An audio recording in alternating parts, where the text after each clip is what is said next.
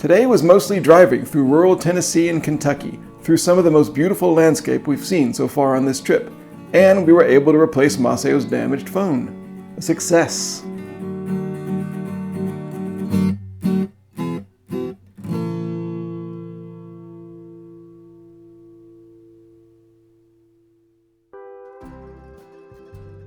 Day 39 began with breakfast at the hotel in Sevierville, Tennessee, cleaning yesterday's Great Smoky Mountains off our shoes, and hitting the road to see what strange wonders might await us in eastern Tennessee.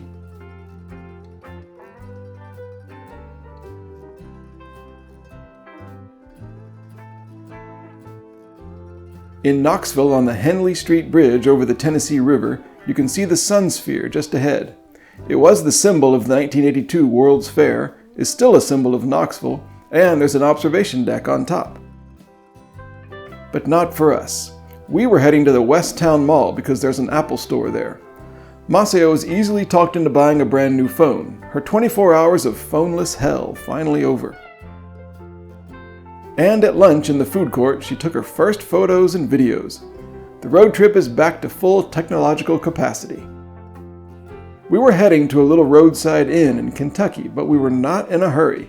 Today was a cheerful and sunny ride through back roads and small towns.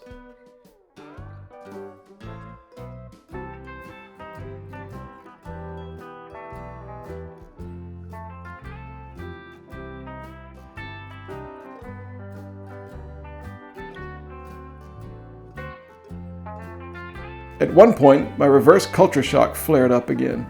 We stopped at a convenience store in Wartburg, population 918, to use the bathroom, and I bought a moon pie and beer for tonight. The clerk asked me for my birthday, and I had no idea why. Totally confused, I said, October 22nd. She hesitated and she hit some buttons on the register. As I paid, I asked why, and she gestured to the beer. Of course, I've never been carded in Japan, being so obviously over the legal age, so it had been many years since I made the alcohol ID connection. The clerk must have thought I was a dope.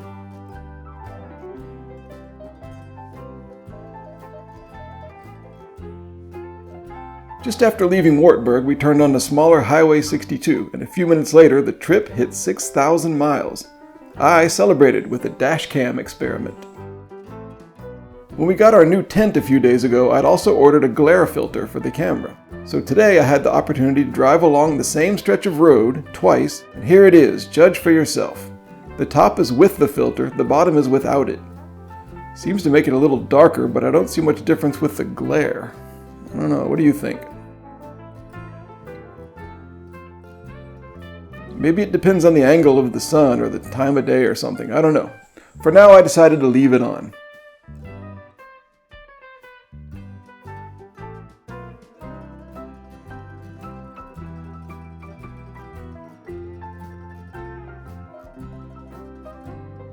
And the gorgeous countryside rolled on. This part of Tennessee is farmland, but it's not the giant industrial farms of the Midwest. Just the small family type, with grain elevators and meadows and ponds and cows. The type of area you can't help but stop in the middle of the road for photos in.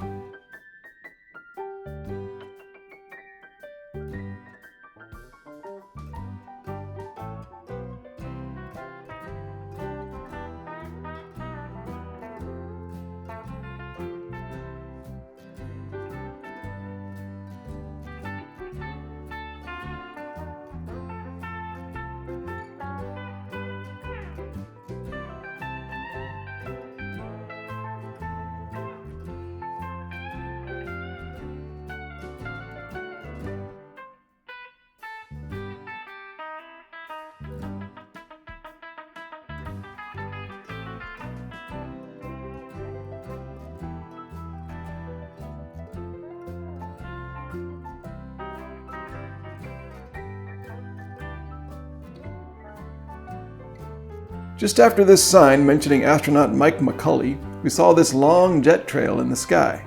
See, it's the travel gods, reminding us of all the jets and white sands back on day 12, and encouraging us as we slowly make our way back towards New Mexico, somewhere way over the horizon. The little towns here are great too.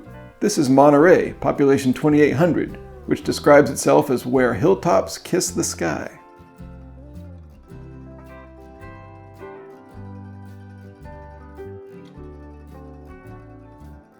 And this is Celina, population 1400, whose official motto is "On the river, on the way."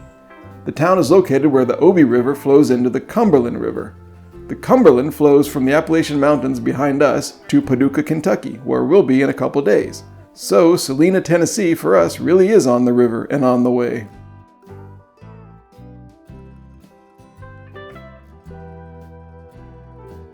Our final stop before the state line was at the post office in Moss, Tennessee.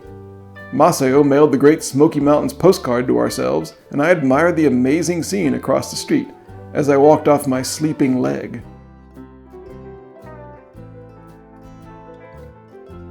Around 5:30 we hit the Kentucky line, the 12th state of the trip. And I'm glad Maceo had a working phone. She remembered to get a picture of the Tennessee sign too, which we were denied yesterday when we left North Carolina. And then we eagerly continued on to check out our new state.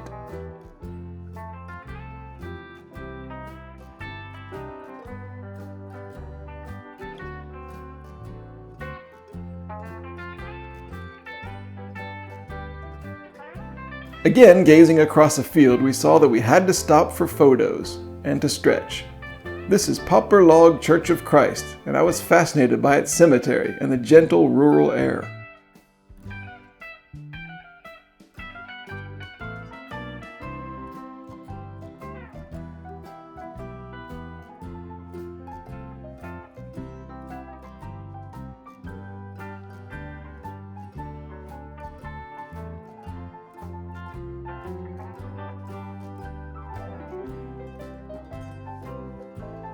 A few more amazing buildings and attractive farms passed by, and we ended up in the town of Glasgow, Kentucky, and the Four Seasons Country Inn. It's a homey place on a quiet highway, and we were the only guests tonight.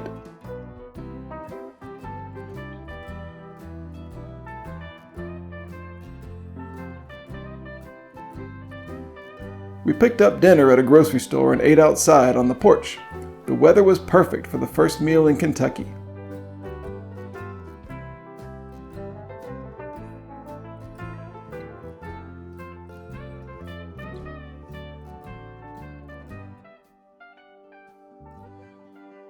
After dinner, we went behind the building to watch the sunset over a large cow pasture. Just like everywhere else we've been, there was something special about this part of America.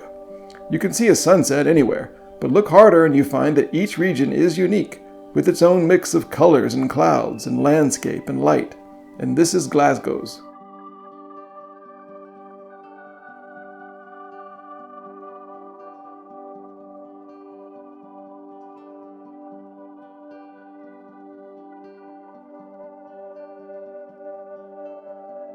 And that was it for day 39, except that the guy who checked us in asked if I could drive him to the store for cigarettes. On the way, he said he was from India and had only been in the US for 4 days, and that if I visit northern India, I should stay at his family's place.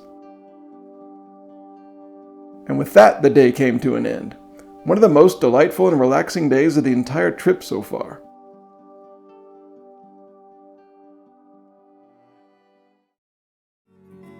Tomorrow we take a tour of another national park, Mammoth Cave, and then stumble upon something called Land Between the Lakes, and then end up at another hotel in Paducah, Kentucky.